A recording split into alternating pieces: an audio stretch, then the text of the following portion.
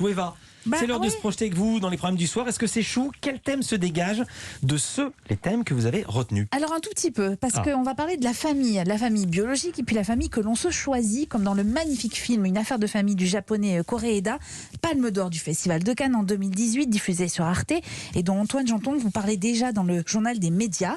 On est à Tokyo, au rez-de-chaussée d'une bicoque vétuste, vivent 4 adultes et un garçon.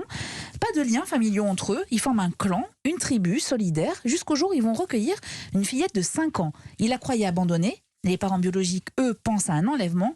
L'enfant, elle, a choisi son camp. J'étais sûre qu'en voyant la télé, elle aurait eu envie de rentrer chez elle. Elle nous a peut-être choisis. Qui sait? Normalement, on peut pas choisir sa famille. Eh ben justement, c'est sûrement plus fort quand on choisit sa famille. Qu'est-ce qui est fort? Quelle question? Les liens. Oui, les liens.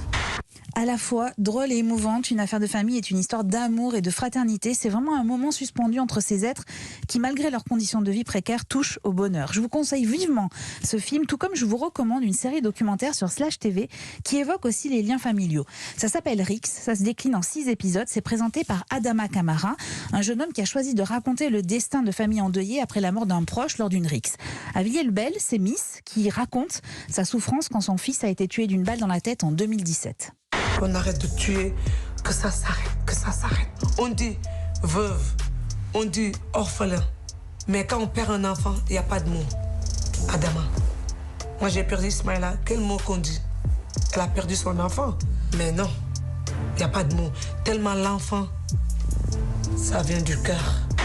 Alors cette violence, Adama Kamara, donc qui présente ce documentaire, la connaît très bien. Son frère a été tué lors d'une bagarre et lui a écopé de 8 ans de prison pour avoir voulu se venger. Aujourd'hui, il est libre et il a choisi de mener des actions sur le terrain auprès des plus jeunes et de mettre en avant aussi des initiatives menées dans les quartiers, comme cette association regroupant des mamans à Toulouse.